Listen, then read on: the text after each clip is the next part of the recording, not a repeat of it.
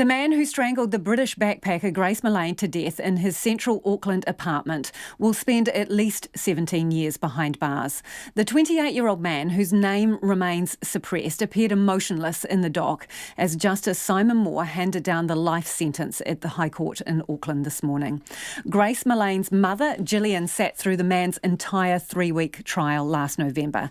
And today, via an audio-visual link from the UK, she told the court about the heartbreak she continues to feel over the loss of her only daughter.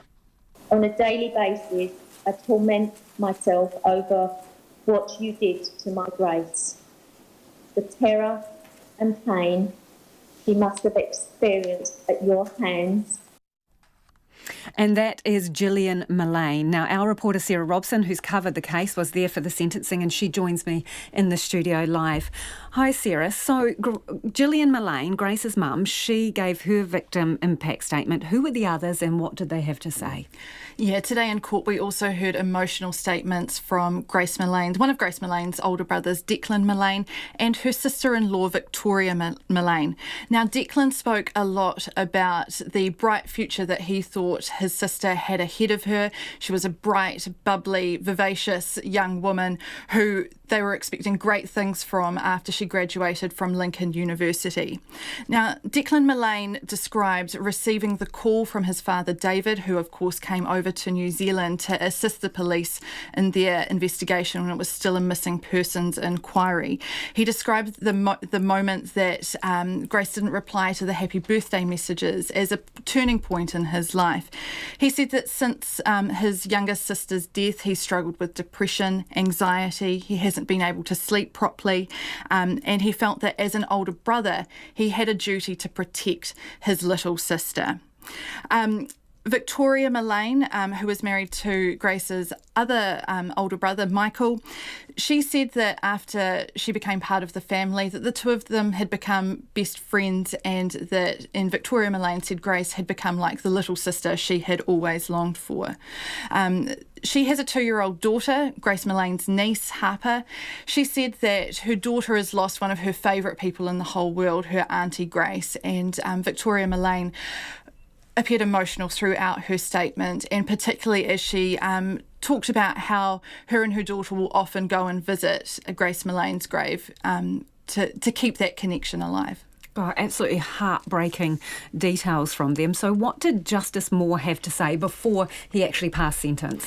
Yeah, so because this was a sentencing, we heard from both the Crown and the defence about what they thought the minimum non-parole period should be. Eventually, Justice Simon Moore landed at the 17-year non-parole period. He said there were two main aggravating factors in the man's offending. The first of these was her vulnerability. He said that she was a woman travelling alone in a foreign country and she had met up with a stranger from Tinder. They were out on this Tinder date in central Auckland, bar hopping, drinking. But Justice Moore said that Grace Millane had obviously trusted this 28-year-old man enough to go back to his apartment. Here's a clip of Justice Simon Moore. On your account, she asked you to hold her arms and then her throat. On your account, this was happening while you were having sexual intercourse.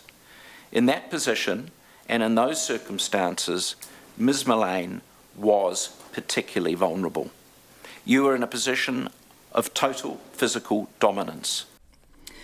Now, Justice Moore also pointed to the man's actions after Ms. Millane's death. So we heard during that 3-week trial a lot of detail about the Google searches he made in the early hours of December 2nd. These were the Google searches around Waitakere Ranges, hottest fire.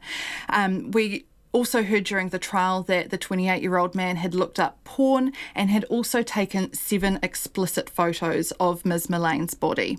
Now, Justice Moore said these were not the actions of someone who was panicking. Your actions reveal a complete disregard for your victim. This conduct is inextricably connected to the manner in which the murder itself was committed. Now, Justice Moore said what happened next, the cleaning of the apartment, the going out and buying a suitcase to stuff Ms. Millane's body in, and eventually going and burying it in the Waitakere Ranges in a shallow grave, only added to the indignities that Ms. Millane's body had suffered. So lawyers from both sides, they spoke today, and what did they have to say? Yeah, so outside court we heard from the Crown prosecution team and Brian Dickey leading that. He said that they were pleased with the outcome. They had sought a minimum non-parole period of 17 years and got that from Justice Moore.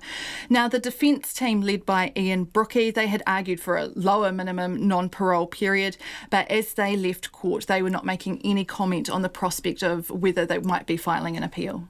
Thanks, Sarah. That's Sarah Robson, who was at the sentencing today of Grace Millane's murderer, and as she said, 17-year non-parole period.